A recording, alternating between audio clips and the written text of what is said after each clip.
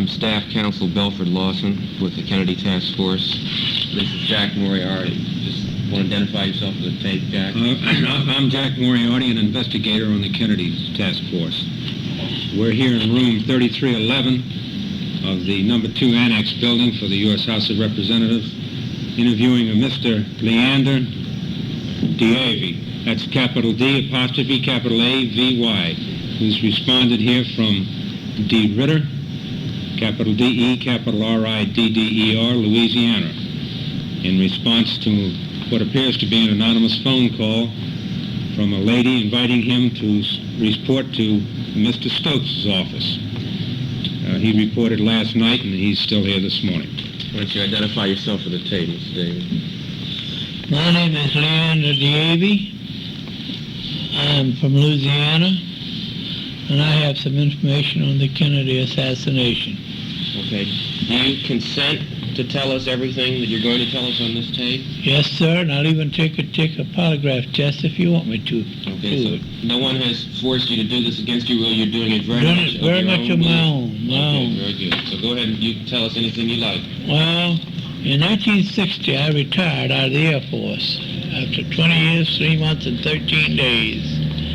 And I went to work at the Court of Two Sisters in New Orleans on Bourbon Street as a doorman. And in 1962, this young man walks up to me and he asks me if there's a Clay Bertrand working there. I told him I don't know any Clay Bertrand working here. And at the same time, the night manager, Gene Davis, was in the tavern. And I said, Gene, do we have a Clay Bertrand working here? Gene said, send the young man in here. I'll talk to him, just like that. So I sent him on in. About an hour later, the young man walks out. Gene Davis comes up to the door where I'm standing and talks to one of the waitresses in there. He says, see that young man? He just come from behind the Iron Curtain. Well, I didn't put no assassination nothing together that happened yet, and I didn't pay no attention to it. So, well, went on, and also about 2 years, about 2 weeks before the assassination, I was called out one Saturday morning to go pick up my check. I walked into the court is a patio restaurant, the Court of Two Sisters. What's the name of the restaurant? The Court of Two Sisters. Okay. It's a patio restaurant. I walked into the patio and there's a little veranda up there. I walked on up there, about 25 feet off the ground. Now you're talking about 2 weeks before the assassination. Right. Okay. And I went up there to pick up my check. So I asked where Gene Davis was. They said he's up there in the storeroom. So I went up there, and it wasn't no storeroom. They had a stove, had a little apartment up there, had a bed in it, had 5 men in it. One of them was Lee Harvey Oswald. I recognized him after the assassination, you know. He was laying across the bed, and one of them was David Ferris, the pilot of the Planet, committed suicide. I'd seen David come into the Court of Two Sisters with a Cuban friend quite often. And there was a bunch of Cubans working at the Court of Two Sisters at the time. And, well, and there was some guys like Harold Sandoz. He owns a restaurant over in Grand Isle, Louisiana. Now, he used to be a bum on Bourbon Street. But he was with this Cuban Pepe. They would go every night. They'd go around, walk around, go to these Cuban places. And then all of a sudden, I think Pepe and Harold was looking for somebody at the time. Anyhow, about 2 weeks before this, actually, when I went to get my check, get back on my story again, and I'm rambling now because I've been up all night. It's all right, go ahead. So I went down to get my check and showed me he was up there, I went up there, and there was a guy, and Jim Garrison showed me a picture, and I recognized the guy too. He had on a seaman outfit, khaki pants, seaman cap, and whiskers on his face. And I told him, I said, I've seen that guy before. I didn't know it at the time. I wasn't thinking about the meeting, you know. This was in 68, this part. Anyhow, this guy made some kind of remark to me, and I can't remember what it was. That's an important remark, but I can't remember what it was. Now, are you saying this guy was at the meeting? Yeah. Were you saying that the Cuban Pepe and the guy Sandoz were at the meeting also? No, they weren't there, but Gene Davis was up there with them. So in 1968, when I was home to Opelousas to visit my mother, see, I forgot about everything, you know, and didn't think about it, you know, but I didn't think that people that was involved in anything like that at first. So I got to thinking, and I read in my hometown paper, the Opelousas Daily World, which is a local paper, that he had a picture of Gene Davis on the back using a payphone to call his attorney. But Jim Garrison had him in his office, asking him about if he knew a man named Clay Bertrand, and asking him questions, you know. And Gene Davis denied, and according to the news, denied knowing or ever hearing of Clay Bertrand or ever hearing of ever seeing Lee Harvey Oswald. So me, I go back to Jackson, Mississippi, where I was living. I called Andy DeChambra, a friend of mine that was working at the time as an assistant to Jim Garrison. I told Andy what I knew. Andy paid my bus fare from Jackson, Mississippi to New Orleans, put me up for 2 nights in the Fontainebleau Hotel, and I, you know, and I ate there and everything, and they paid it because they wanted it all on tape. And he, Well, let's stretch it back now. You said there were 5 people at this meeting? yeah, Oswald Ferry and this guy with whiskers? yeah, Do you remember who the other 2 were? no, I don't, but I've seen pictures of them. Oh, you have? I've seen pictures of them in the Inquirer, I believe it was, where it showed 3 guys running. The little one in that picture was the guy that had the whiskers. The tramps, you mean? Yes. Those are the only 3 pictures we have. Oh, so you could identify I can identify the 3 tramps. all those 3 tramps? Yes, sir. Sure can. Who were the other 2 tramps? I don't know their names. All I know is I can identify them when I see them. Because they were in that meeting. And Gene Davis and I didn't know anything about anything like that. So when I went up to Jim Garrison's office, they had me call Gene Davis up at his... He now owns... He didn't even have a shirt on his back. I had to loan him a shirt sometime to work as a night manager there. He now owns a bar in New Orleans. Gene Davis is alive? Yeah. Oh, yeah, he's alive. Do you think Gene Davis knows the names of those other 3 guys? I think Gene Davis is in on the conspiracy all the way through. What's the name of Gene Davis's bar today? I think it's the Ship Ahoy. I'm not sure. And where is it? It's off of Bourbon Street in the quarters. Latin Quarters? French Quarters. And so, because Gene Davis up, Let me you see if I know. understand one thing, sir.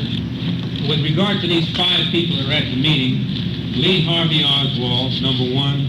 Fairly, Gene Davis. Gene Davis, number 3. Well, it might have been 6 of them over there, but the other 3 was there That too. tramp was number 4. Yeah. Tramp Yeah, with the whiskers. yeah. Who was number 5? It was the big tall tramp. The other tramp was number 5. Yeah, the tall tramp. And is the 3rd tramp involved? I believe he was there too, but I didn't see, there was somebody, I only seen 5 people. But there was somebody in the back of the kitchen, because I heard something. I didn't stay in there long. And, So they was just having a check out, the guy said something to me and I walked out. and what was this exact location of this room where they were? It's, there's 2 doors, the 2 indoors on the veranda. It ends, you know, up there. And it's on the veranda, there's 2 indoors. You go in either one of them, you go right into it. And they both made into the room you're talking about. 3. You remember the day of the week? Was it like on a weekend or in the middle of the It week? was on a Saturday, On a Saturday. because I went there to get my check. In the morning or the afternoon? Or In the in the morning. morning. In the Saturday morning. morning. About 10 or 11 o'clock. Oh, Because I can remember it now. and were you supposed to walk in that room to get your check? No, How come you went in there? One of the waiters down there, I don't know if he knew what was going on, but he said, Gene's up there in the storeroom. We thought it was a storeroom all the time. Right. Some of it. And so I went up there, and there they were. And what happened? I knocked on the door, and somebody said, come in. They must have been expecting someone else. So what happened when you went in? Well, when I went in, they all stopped talking and looked at this, and Oswald was just laying across the bed. And I said, Gene, I come to get my check, and this guy made some kind of crack about. It was something about my check, and I wish I could remember what it was. This was the little tramp. Yeah, the little tramp, the one with the beard. He had a beard at the time. No mustache, just beard. No mustache, just like he's unshaved, you know. Okay. Oswald was laying across the bed. Is he the only one laying across the bed? Yeah, and this Cuban fellow that ran around with David Ferries, he was sitting on the foot of the bed. Did you recall his name, the Cuban fellow? No, I never. Not Pepe. No, it's not Pepe. No, It's another. Okay. it's another one. How was Oswald dressed? I mean, he had clothes on, I guess. Yeah, he had a sport shirt on. Remember what color? There's all different colors of flowers. How about his pants? Dungarees or dress pants on, or? I think they were white dungarees, white Levi's. That's a long time ago. I'm trying to remember. I realize that. Did he sit up on the bed when you came in, or did he stay lying down? You know, he wasn't laying down. He's leaning on his elbow like this on the bed, you know? Laying on the bed on his elbow. They were all talking when I walked in What are there. they doing? I mean, could you see from what you was around the room what they're doing? Like a bunch of cards or bottles of whiskey or? No, they didn't have no whiskey up there, I saw. Any cases or briefcases or? I didn't know. I can't remember that part. I'll be You couldn't honest. tell from what you saw what they were doing. No, but I can remember the faces. And there were no women up there. No women. No women. Everybody was black, white. Nobody was black. No blacks. Okay. No blacks. So anyway, Gene Davis has he's got the ship Ahoy now down in the French Quarter. Yeah. I think that's the name of it. Is this a pretty big place or a little place? I know. I haven't seen. I tell you what, when he saw me up at Jim Garrison's office, I knew it was going to get back to Carlos Marcelo, one of them, that I'm talking. And my life won't be worth a plug nickel if they find out. Because I like to get it straight before they get them behind bars or something, before they get a hold of me. Yeah. Yeah. Well, Because right then and there, I moved out of New Orleans right the next day. I'm Jackson, Mississippi, because I was living in Jackson. did you use your automobile to move? Yeah. What kind of car did you have, sir? I had an old beat-up Chevrolet, What year was that? Do you recall? 54 Chevy. A 54 Chevy, and this was in 1963, so it was Right. 9 years old. Right. What kind? Was it station wagon or convertible? Oh, coupe.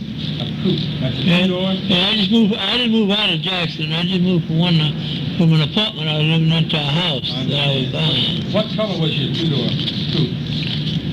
It was gray. Gray. All right. I remember that. Because, You were still married to your ex-wife then? yeah, And what was her name? Maxine Gill. Maxine Gill. Where's Maxine now? Living somewhere in Jackson. She's married again. You know the name of the guy she married? They tell me his name's Charles Williams. I don't know. Charles Williams. You think, why do you think that, you say there was a Cuban guy who told you to go up to the room? No, I don't know if he was Cuban or not. I can't remember who it was. The waiter, you don't remember who I it was? don't remember Did the the way waiter go up to the room with you? No, he just told me that's where Gene. I say he's up there in the storeroom. So what you're saying is you went up there by yourself. Nobody else saw what you saw. Nobody else saw what I saw. This was usually payday. The Saturday was payday. Yeah, I guess you had to go get your pay every Saturday. yeah, just about. Did you ever go up in that room Well, that's the before? first time. Usually he was downstairs or something.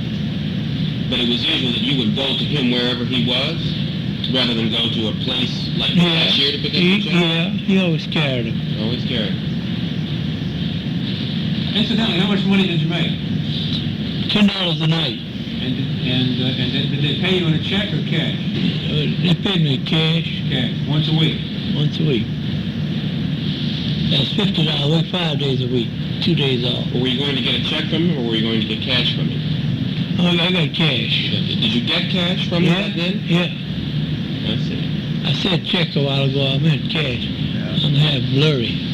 What were your days off? Same ones all the time, or Sunday and Monday. every week? Yeah. Sunday, Monday. Right. Who was Gene's assistant? Gene was the assistant. The main manager was Louis Cornwell, and I don't know about him. How do you spell Lewis's last name?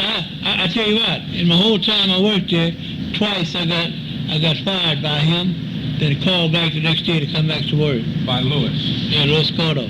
How do you spell I figure now, I didn't figure then, but I figure now that really that there was somebody coming there they didn't want me to see. I see. I'm having a little trouble spelling Lewis's last name. K-A-R-N-O.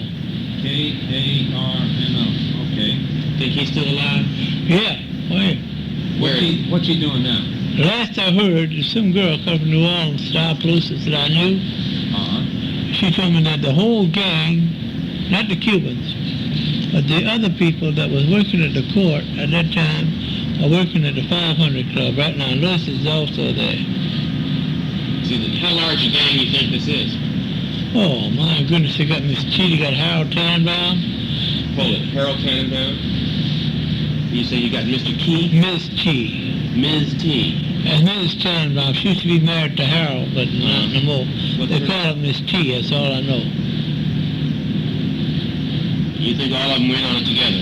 Huh? I don't believe it was a real conspiracy right there. What's Mrs. T's real name? I don't know. What'd they call her? Everybody could call her Mrs. T? Miss T. Miss T. Okay. She was the cashier in the restaurant part. They're all working at the 500. What is the Yeah. whole name of the 500? That's it, the 500 Club. It's the 500 It's a Club. strip joint. Is that That's also owned by Carlos Marcello. is that in the French Quarter too? Yeah.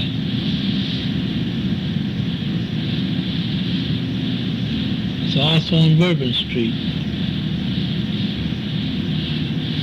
And I'll tell you what happened. That night that I saw this Oswald, you know, Uh-huh. he went to the show bar and I didn't know it. They have a jam session there, you know, every morning. Show bar. Yeah. That's also owned by Carlos Marcello. It's still a third place now. Yeah. Mm-hmm. In fact, practically every joint on Bourbon He Street. probably owns them all down there. I'll tell you what happened. Every night, I have to help carry. Ronnie Matranga was the guy that picked up all the money from these pinball machines and all that. I'd carry sacks of coins that high into the office, and man, they were heavy.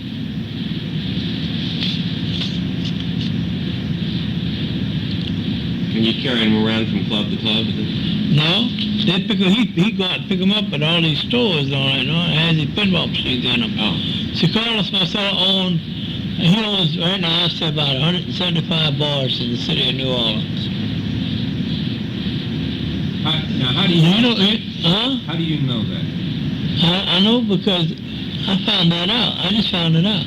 Well, I mean, how? I'm not doubting your word, but I just don't know how you. I've heard Gene Davis and none of them talking about all the bars they own. Heard them talking. And,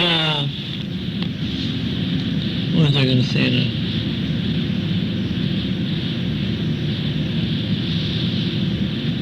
Maybe you're going to tell us who else is in Gene Davis's group in this gang. This Harold Tannenbaum and Miss T and No, but Carlo and Gene. there's a boy, William Livesey, but he was in prison. He went to prison for murdering a boy. That's what they What's call it. William's last name again? William Livesey, Livesey, Livesey, S-A-Y.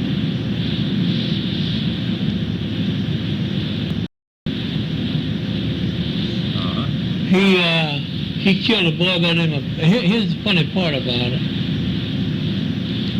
He killed a boy by the name of Perry Tannenbaum. No relation to Harold, I don't think. Or Miss T either. He was from Jacksonville, Florida. Perry was. Yeah. And this boy got into another word about something in a club and killed him. He hit him in the head with a chair. Before Perry died, I heard Perry say myself, why did they do this? I'm one of them. I think they killed him because he was saying something he wasn't supposed to say.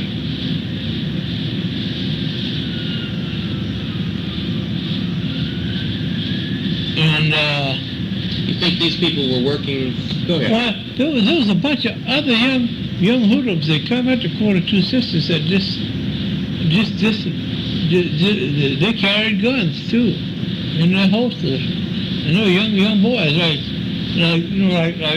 ex-GI age or something like that. Do you think the conspiracy to kill Kennedy was working for Marcello? Well, I'll tell you what. He took Marcello, now before President Kennedy became president, when he was a senator, if you think back, he also was trying to get Carlos Marcello deported. The big stink about it, you remember? All right. When he became president, I think there was 3 organizations in it. Well, one organization is the CIA, but I don't believe the regular CIA was in on it. I believe there was at least 2 guys that used to belong to the CIA. Well, I heard them talking. Somebody talking around the court there. I don't know who it was, Gene or somebody. But there's 2 CIA men that was members of the Bear Pigs invasion, along with a bunch of Cubans. And I think them Cubans were from the Bear Pigs invasion, because there was a bunch of them there. And they would stick to themselves. One of them I tried to be friendly with, his man said, you come messing around me, he says, I'll pull a knife on you and cut your guts out. You remember his name? Yeah, they call him Andre. He's a little bitty short Cuban, but like that. Where's Andre now, you know? No, I don't know. About 2 weeks before Kennedy was assassinated, everybody disappeared. Well, I was going to tell you, I remember what I wanted to tell you now. When Oswald went over to the show bar, I went down there that night, you know, because I like that good music there, you know, Dixieland, and I love Dixieland. Have a jam session there, you know, early in the morning. Mm-hmm. So, and I sing a little too. And we were there, and I'm sitting there, and the guy that was the doorman, they got me the job at the Court of Two Sisters. Who's that? They call him Tiger. That's all I know is Tiger. And he was from Key West, Florida. And he was friendly with all them Cubans, you know, American boy. And he walked past me from the bar. He was talking to this guy that I seen, you know, when I asked him for play birthday, they were talking about the bar. He walks up to me for no reason at all and knocks the hell out of me. And they said he used to be a professional fighter. So I just backed off and started crawling. I'm trying to get on my feet, but I couldn't do it. He kept crowding me. I gave him a shove with my feet, knocked him clean across the room, and I got up and I started to leave the place, run out. You know, that's the best thing to do. My old man always taught me that if you can't lick them, run. So I got to the door, and Pepe, this Cuban, grabbed Tiger by the shoulders, and he said, leave him alone, man, leave him alone, what's the matter with you? He said, and Tiger said this, yeah, but he knows about us. He knows about us. He said it twice. And I ran out. I didn't even know what he was talking about at the time.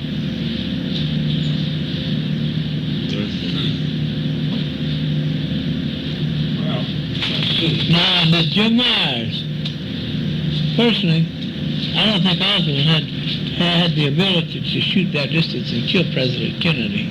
This is my opinion now. Did you ever hear about him doing any rifle shooting or any practicing with that? No. You ever hear any comment about him shooting in the area? No, but I know Jim Myers now. He come down there from Phoenix, Arizona, Scottsdale, Arizona. He come down in a brand new 61 or 62 Cadillac. Brand new, convertible. Him and Harold Sandoz got to be friends too. And Harold picked up the trunk. They were going fishing or something.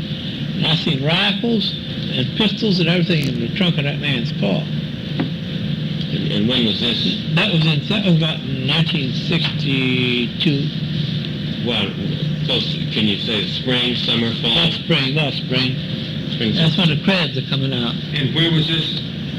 And at the Culture Sisters, and by my door. And another thing, Well, wait a minute. Was this when Oswald was in town? yeah. So it was. You mean when you went to No, this meeting? no, I don't know if Oswald was in town then. I didn't see Oswald then. Oh, okay. I didn't see Oswald then. Okay. One other thing.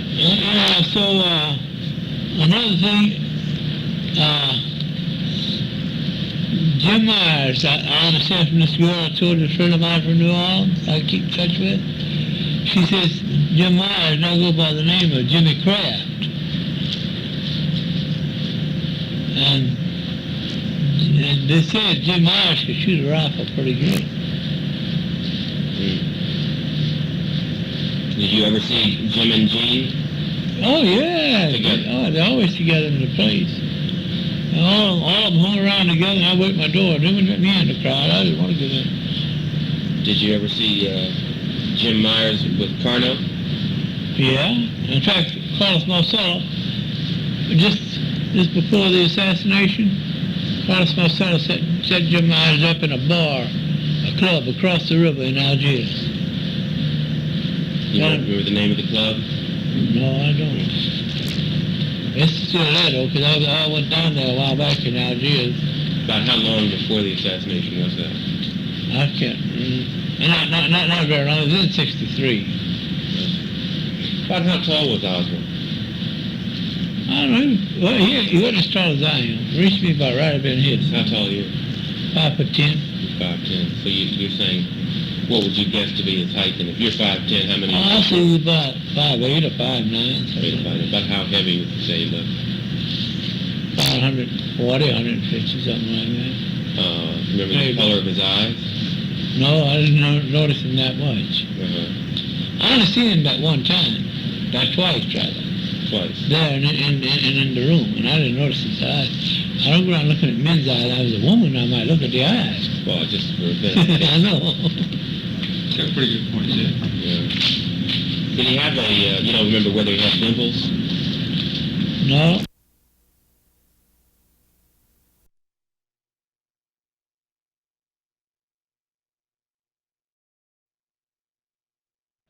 It was later yet that you went up to get your check. Yeah. It was still in the summertime? Yeah. So, Is it, how long did you work for this place altogether, this court? 3 years. Almost 3 years. So when you went up to get your check, this was still in '62, or was it given Yeah. in '63? That was in 63, I believe it was. In other words, we're The turnover, I believe. Yeah. almost a year after Yeah. Oswald Yeah. up and asked about Yeah. Clay Bertram. Yeah. So now we're talking maybe in the summertime of '63. Yeah, I believe that's what it was, just like that. Let me ask you this, So about far Clay, back, I'm trying to put it together. about the name Clay Bertram. You Clay said that's Bertram. probably a code name. Yeah. Well, and Gene Davis denied even knowing the name. Did you ever hear any other kind of names that sounded kind of funny? You know, like John Jones or Morris Bishop or No, you know any? no. Okay, Clay Bertrand was the only one I ever heard of. all right. You ever see anybody who you might have suspected was a CIA man? Or there was a rumor that he was Yeah. a CIA man? Who was that? No, you know, you can always tell an intelligence officer if you look at him closely. I could smell him. Two of the tramps was, I'm pretty sure, former CIA man or something. Why do you say The that? one, huh? Why do you say that? Because they look intelligent and they look like they know what they're doing. One of them was the guy with the beard and the tall one. Them two. Have you ever heard anybody else say that about those tramps? No, I never talked about nobody else saw him, I don't guess. I took a polygraph test and everything I told you. That's just the way it was, the way it is. That Cuban that was sitting on the edge of the bed with Oswald, did you ever see him before or after? Oh, I've seen him a lot of times. He's a buddy of David Ferris, the pilot. Let's see. How would you describe him in height and weight? He was about 180, 190, something like that. And about 5'10", something like that, about my height. About how old was he back then? He'd be about 31, maybe 32, something like that. Maybe younger. I see. You remember anything about his face, the eye color, scars, anything? No, but his hair was always unruly. What color was it? Black. Remember ever hearing him called by name? Nobody called my name. What kind of a car did he drive? I didn't notice it. Did not. I didn't notice it. Do you know any of these people have girlfriends? I mean, did you see any of these tramps or this Cuban fellow with the unruly hair? I only saw the tramps one time now. No. I only saw them in that meeting one time. Then they disappeared. So I seen them in that newspaper in the Enquirer. When you saw these tramps, were they dressed like tramps then, up in that meeting? No, they were dressed in normal clothes. But the one with the beard, he had on a seaman's cap and khaki pants. How about the other fellow? He had on a dark shirt. I know that much. He was tall, the tall one. You say Gene Davis gave you the money. Yeah. Did he look worried when that you were? No. He thought I was a dummy. Mm-hmm. Did he say anything to you about walking in that room like that? No. He just said, "Here, go ahead now." I left. So I said,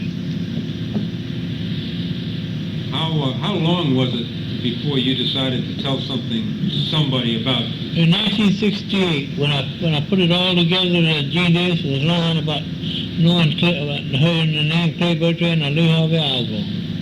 That's when I went to Jim Garrison and told him just what I told you. But that was 5 years later, wasn't it? Yeah. You mean I it still took you remember. 5 years to kind of put it together? Yeah. Because I didn't kind of think of it being involved in anything like that, you know. Uh-huh. Until I seen them, and in fact the pictures of the tramps didn't come out till almost 10 years after Where did you see the pictures of the tramp? in the Enquirer.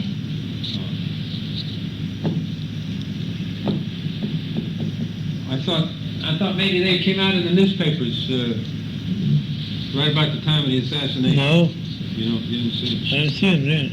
I saw it in the Enquirer later on. Uh-huh. You didn't see the pictures of the tramps until 10 years later. That's right, in the Enquirer.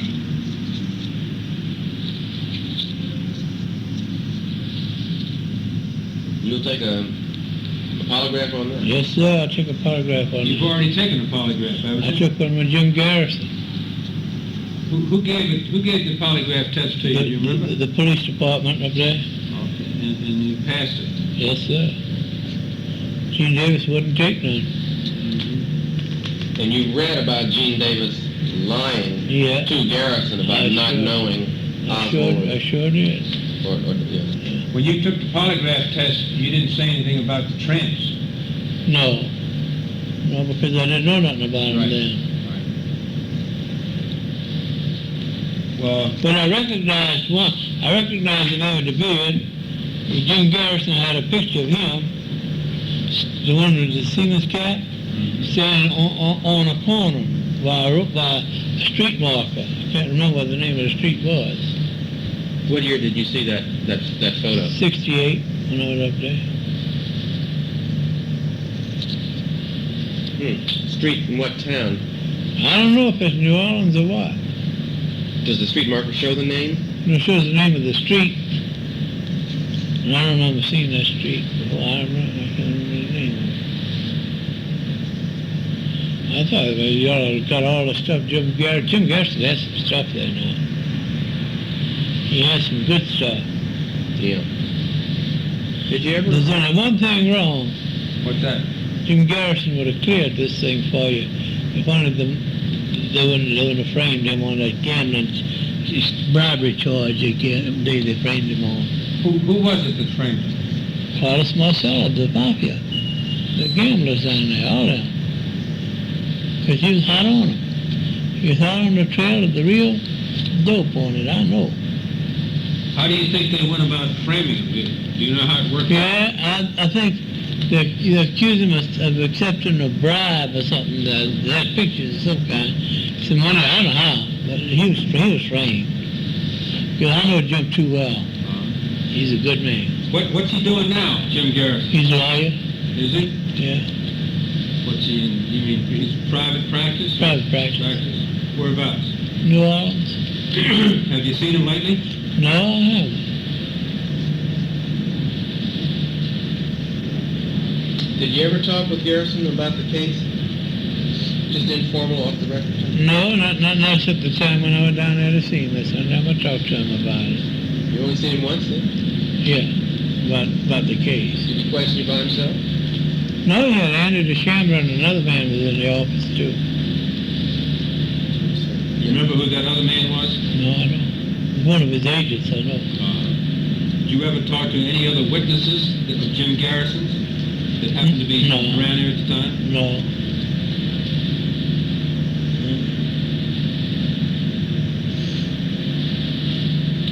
Well,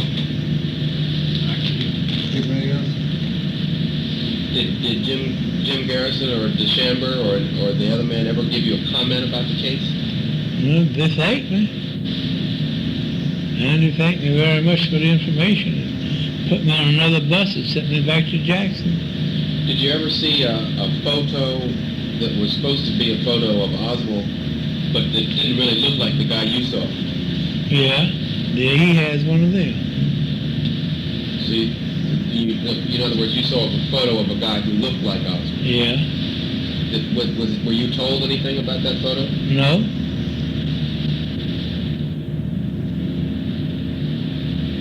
Well, I don't have anything else for right now. Is there anything else that, now that you've had a little time to kind of think about this, anything else that you got in the back of your mind there that maybe would be helpful for us? Something about... I told you about that rock and roll thing with Joe Barrios. Him and I talked about the case. Yeah. You think he knows something? He knows just what I told you. He don't know about the meetings and nothing, but he knows that's what originated that. We talked about him. He lives in Galliano, Louisiana. Cutoff, rather. You think he has some information that you don't have? No. Who do you think knows more about this situation than you do? If you can get him cornered, and get him excited, he'll talk. Gene Davis. Gene Davis. What's the best way to get him? What's the best way to approach him? Just come around and say I'm investigating the assassination of President Kennedy, and I'd like to talk to you. And you see him start stuttering right then and there. And then, How old is Mr. Davis right now? oh, he's in his 50s, I know. Is he enjoying good health? Did the last time I saw him, And when was that? when I went down to Court of Two Sisters, he was in good shape. That's been some time ago. Though. Yeah, I know. I don't know how he is now. When was your last day down at the Court of Two Sisters? I don't know the exact date, but it was in 1963. It was about 2 months before the assassination. Are you saying that Mr. Davis was about somewhere in his 50s then? Or No, he's about in his 30s then. Oh, in other words, he's about the same age you are. Yeah. Well, Now, as I understand it, you got this phone call from a lady to report to Mr. Stokes' office. Yeah, sure You don't did. know who the lady is. I don't know who the lady is or nothing. So I come by Air Force jet down. And she sounded like a younger woman as Yeah. opposed to an older woman. That's right. And you couldn't determine whether she was black or white. Sure could. Just a younger woman that probably was a secretary or something. That's right. She told you to come up here So, yesterday, and now she told me, I told her to be here by Wednesday or Thursday. Uh-huh. So I tried to get down there Wednesday night. And I went down to his office, and it was closed. So I said, well, I went down to State Capitol. I got it about too late, you know. Did she say Almost why 9 you o'clock. were supposed to come up here? No, No, she didn't. Says something about a statement or something. Has anybody ever told you to come up here before? Or No. to see anybody else No. like that? No. Would you have come if she had not called? No. I stayed home. Did you ask her to identify herself? No, I heard clicking in the background. I thought she was the secretary of his office or something. Did she say she was with the committee? No, she didn't say nothing. She just asked me to come down. I did.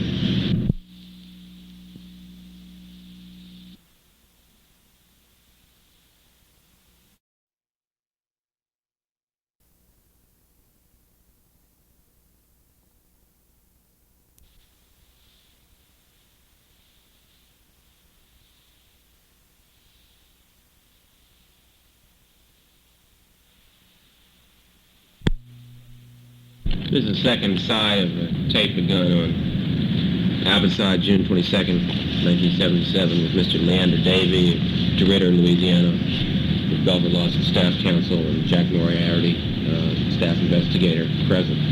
We're just continuing from the opposite side.